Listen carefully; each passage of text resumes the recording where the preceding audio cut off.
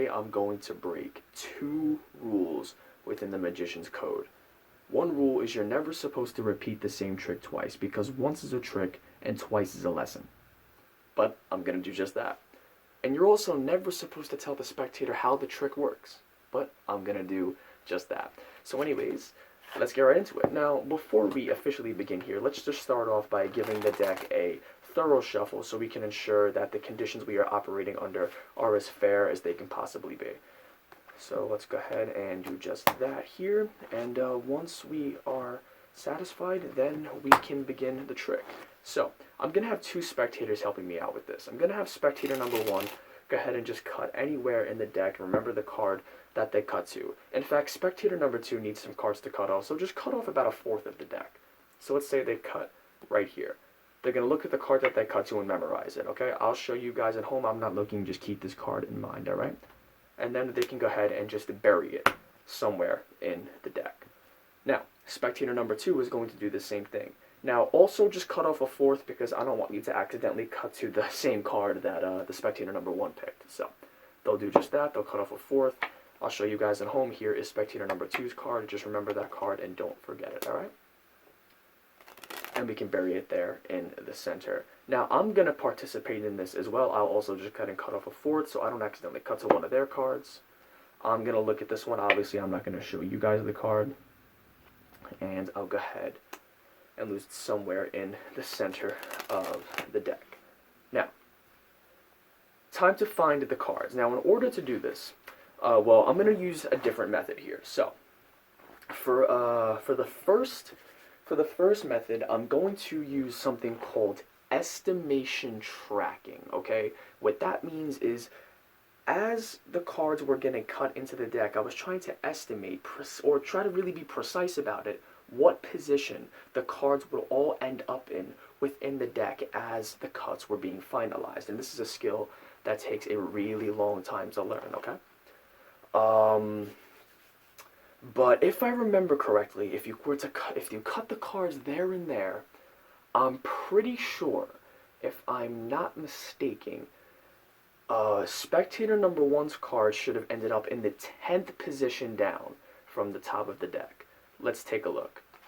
1, 2, 3, 4, 5, 6, 7, 8, 9. Here is the 10th card. Was this spectator number one's card the 5 of spades? I sure hope it was.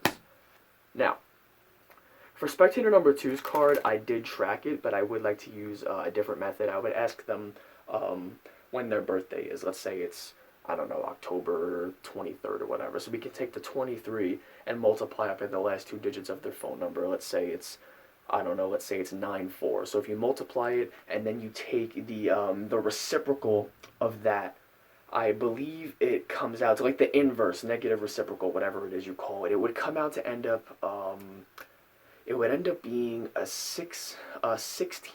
Well, no, it'd be like 15.83 or something like that. But obviously, we just round up to 16, right? So that means that spectator number two's card should be in the 16th position down. Let's take a look. 1, 2, 3, 4, 5, 6, 7, 8, 9, 10, 11, 12, 13, 14, 15. And here is the 16th card. Is that spectator number two's card the 8 of clubs? I hope it is. Now, last but not least, we have to find my card. And the way we're going to do this is I'm going to have the spectator go ahead and just name a random number in the deck here, and just take a guess and see if we can find the card at that position. I will tell you that I'll make it a little easier on you. I don't want you to have a 1 in 52 chance. Well, there's 2 cards missing, so technically a 1 in 50 chance. That's a little too hard for the spectator, but I don't want to make it too easy for them either. So I'll tell you what. I can tell you it is between 1 and 30. My card is somewhere between 1 and 30. And at this point, the spectator has a completely free choice. They can name any number from 1 to 30. It does not matter. Let's say for this example, they decide to name the number, I don't know, let's go with 14 for example. And again, this is a completely free choice. They can change their mind if they want to. But let's say they decide to go with the number 14, okay? Check this out. You're not going to believe this. My card that I picked was the 5 of clubs. If we deal down 14 cards, 1, 2, 3, 4, 5, 6, 7, 8, 9, 10, 11, 12, 13. This is the 14th card. My card's the 5 of clubs, right? And you're going to see there it is, the 5 of clubs.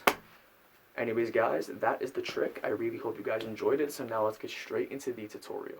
Alright guys, hopefully you stuck around for the tutorial. So this trick is known as Everybody's Lazy by Simon Aronson. And boy, let me tell you, this is slowly becoming one of my new favorite tricks because everything is just so fair.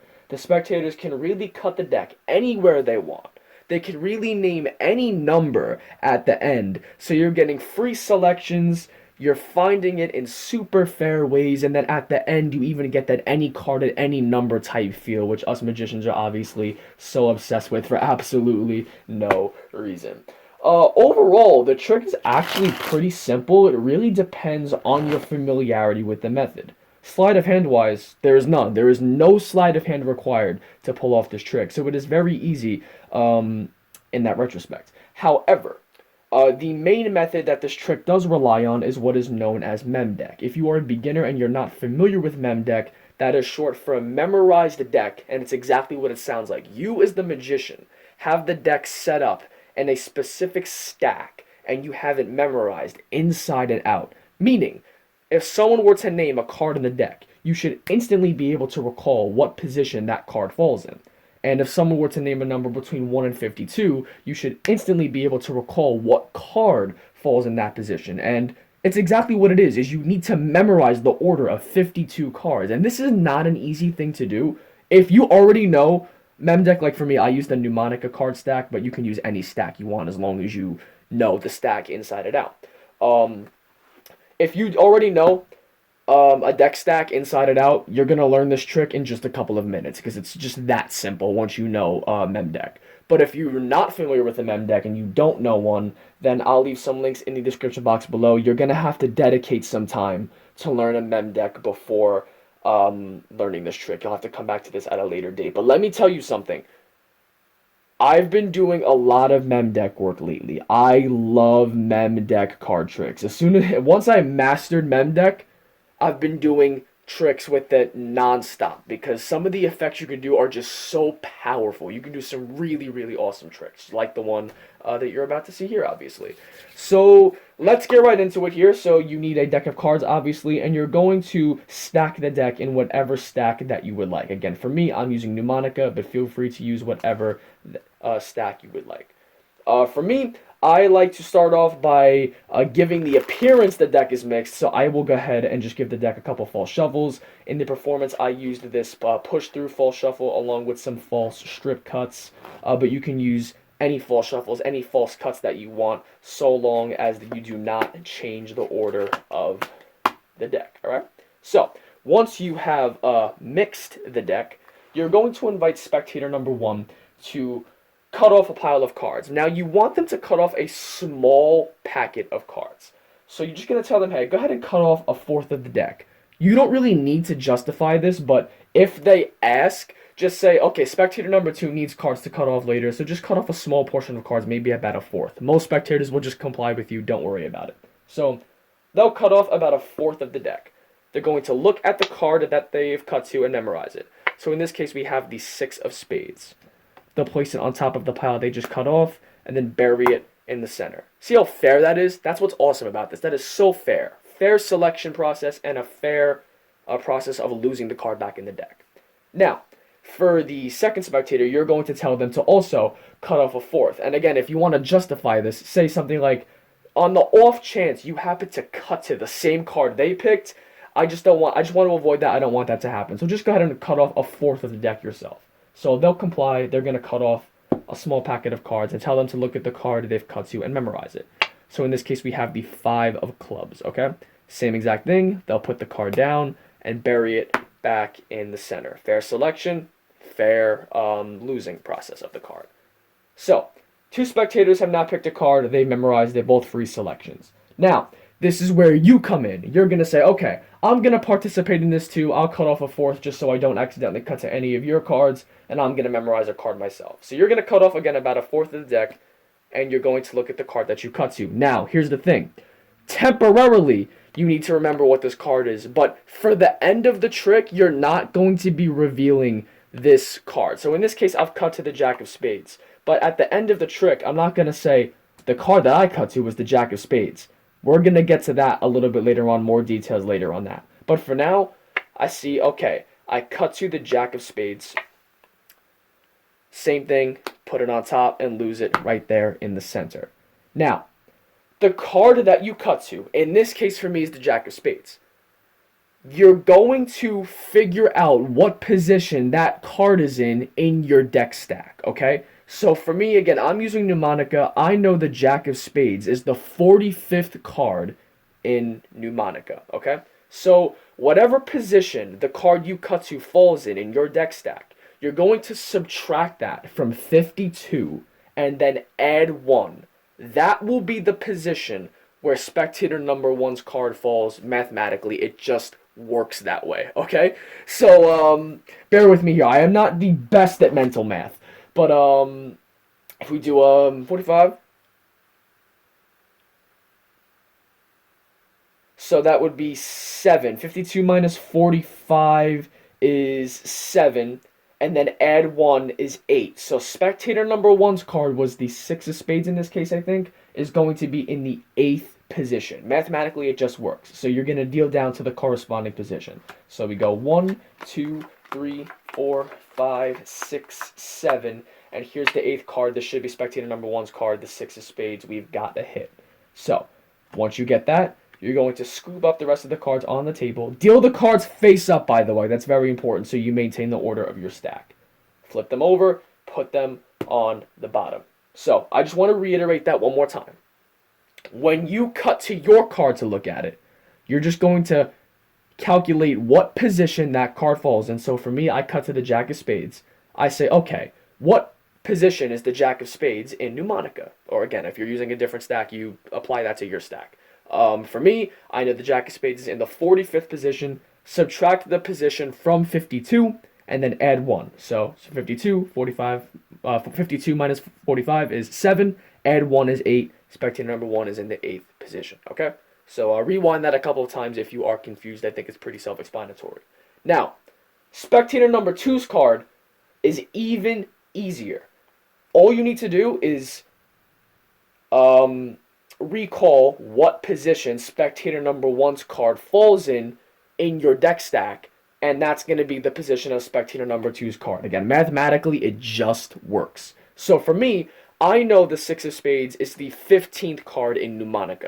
So I know spectator number 2's card is 15 cards down. Again, if you're not using Mnemonic, if you're using a different stack, just apply this to your stack. So 15 cards down, and let's take a look.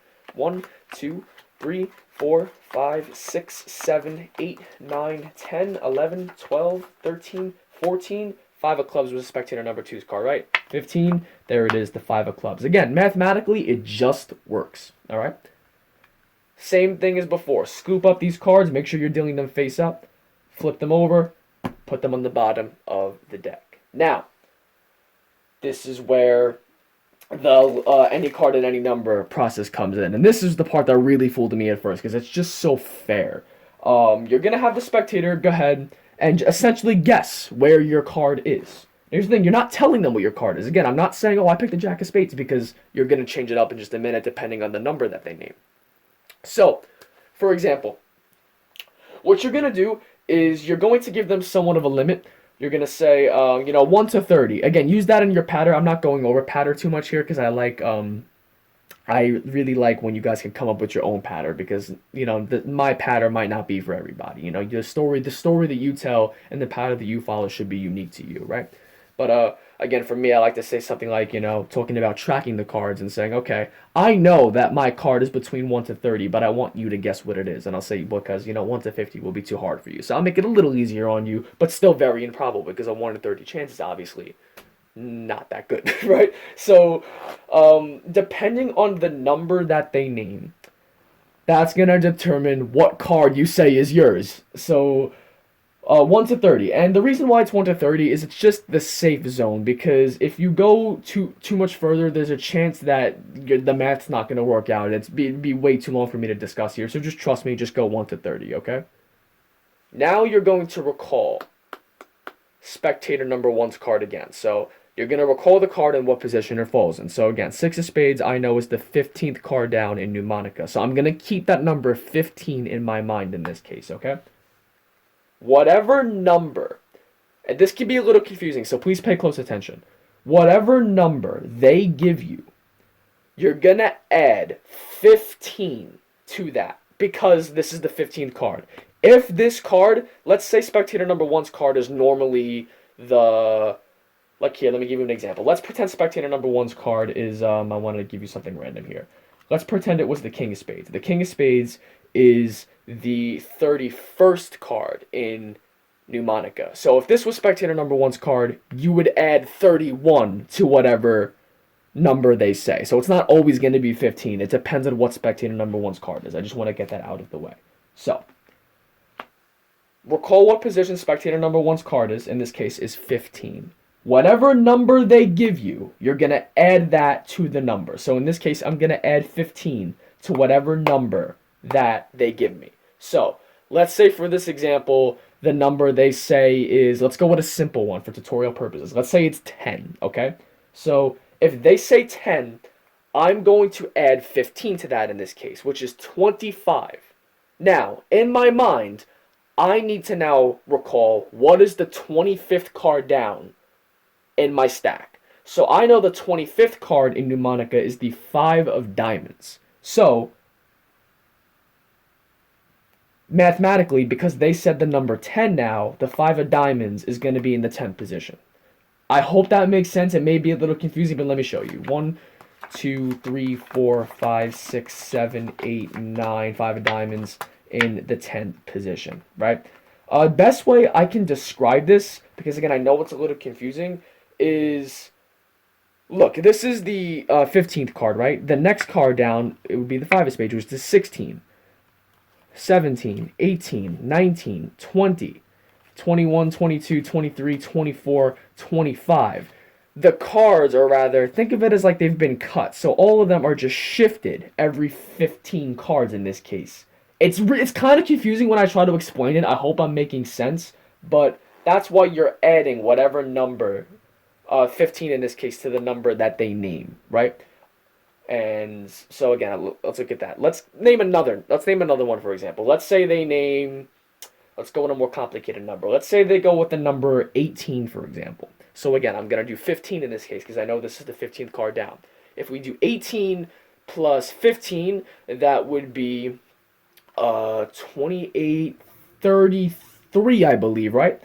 Yeah, should be 33. So with 33 now, I need to figure out what is normally the 33rd card in my stack. For me, mnemonica, that would be the 8 of clubs. Mathematically, that 8 of clubs is going to be in that 18th position that they just named. Let's take a look. 1, 2, 3, 4, 5, 6, 7, 8, 9, 10, 11, 12, 13, 14, 15, 16, 17, 18. Here we have the 8 of clubs. So you can see how this works. Let's go through one more example of the entire trick completely so I can hopefully clear up any confusion there might be. Alright, so I've reset the deck. Let's run through the trick all together here so hopefully, again, I can clear up any confusion. Spectator number 1 is going to cut off about a fourth of the deck. Look at the card, memorize it, 9 of hearts in this case, bury it. Spectator number 2 does the same thing. They cut off 5 of clubs in this case, bury it. You come over, cut off a fourth of the cards, and now remember, the card that you look at now, you don't necessarily need to remember it, you just need to calculate what position it falls in. Let's use something other than the Jack of Spades, just so, again, I want to give you guys a different example, because we literally just had the Jack of Spades.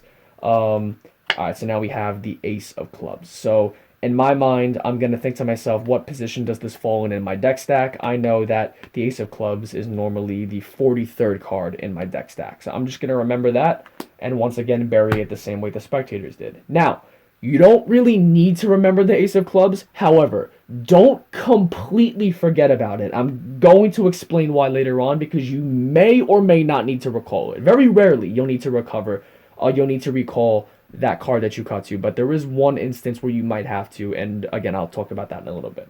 But now, whatever number that is, in this case 43, you're going to subtract it from 52 and then add 1 to it. So, bear with me here because I'm not the best at mental math. 52 is 9. So 52 minus 43 is 9, okay? Add 1, make sure you add that 1, is 10. So mathematically, spectator number 1's card is going to be in that position, the 10th position. So let's take a look. 1, 2, 3, 4, 5, 6, 7, 8, 9. Here is 10, and you can see there it is, that 9 of hearts. Once again, make sure you do those cards face up. When you're done, flip them face down, put them on the bottom. Spectator number 2's card is the easiest one. Whatever whatever position spectator number 1's card normally falls in will be the position of spectator number 2's card. So for me, I know the 9 of hearts is the 17th card down in mnemonica, so spectator number 2's card is going to be 17 cards down. 1, 2, 3, 4, 5, 6, 7, 8, 9, 10, 11, 12, 13, 14, 15, 16, 17 cards, and you can see there is that 5 of clubs. Same thing, make sure you're doing the cards face up, flip them over when you are done, and then put them on the bottom. Now, for the third card, allow them to name any number between 1 and 30. Whatever number they name, you're going to add whatever position spectator number 1's card normally falls in. So in this case, it's 17, because the 9 of hearts is normally the 17th card down. So I'm going to add 17 to whatever number that they name. Okay? So let's say the number they go for in this case is 21. Okay? So in my mind, I'm going to do 21 plus 17. So 21 plus 17 would be 38. So I'm going to calculate, or recall rather, what card is normally the 38th card down in my deck stack. That card, 38, is the 10 of hearts. 10 of hearts is the 38th card down in the stack. So the number they named is going to be where the 10 of hearts falls just mathematically. So we said the number 21, right? Mathematically, that will be the 10 of hearts. So let's take a look. 1, 2, 3, 4, 5, 6, 7, 8, 9, 10, 11, 12, 13, 14, 15, 16, 17, 18, 19, 20. We said 21, right? 10 of hearts. 21, 10 of hearts. There you go. And that is all there is to it. Now, before we end it, I do want to bring your attention to this one rare scenario that can possibly happen. So, there is a chance that after they give you the number and you add, your appropriate number to it, the total is going to be the position that spectator number 2's card is normally at. So, for me, I know the 5 of clubs is the 30th card in mnemonica. So, bear with me here. 17 plus what is 30? 17, plus 13, right? 17, 10, 20. 17 plus 13 is 30, right? So, give me any number between 1 and 30. Let's say they say 13, right? So, in your mind, you're going to add 17, like you should in this case, and you're going to say, okay, 17 plus 13 is 30. Okay, so what card is normally in the 30th position? And then that's when you reveal what the card is. But now you're going to say, wait a minute, the 30th card is normally the 5 of clubs. What do I do now? This is why I said don't completely forget about that card that you cut to earlier. If you end up in this rare scenario where the position is actually where spectator number 2's card normally lies, the card that you cut to earlier, that card is going to be in that position. So you need to recall that and say, oh, my card was so-and-so. In this case, what was it? Actually, in this case, I forgot. We said what did I cut to earlier? I think it was the Ace of Clubs. Was that it? I think it was the Ace of Clubs, yeah. So in this case, the number that was named was 13. So the Ace of Clubs would actually fall in that position. So let's take a look. 1, 2, 3, 4, 5, 6, 7, 8, 9, 10, 11, 12, 13. there it is, that ace of clubs. So that is what you do in that rare instance, that the total and the card you figure out ends up working out to be spectator number two's card. Still a little, I get confused even explaining this, so please, if you are confused about anything, put it in the comments. I'll try to clear up any confusion in the comments for you, because I get this is a lot. There's a lot of numbers and a lot of things to keep track of. But yeah, so at this point, the trick is over, and from here, all you need to do is simply reset your deck. So all you would really need to do here is just cut the cards at your starting and ending position. So for me, I know the 4 of clubs is the first card, mnemonic, 9 of diamonds is the last.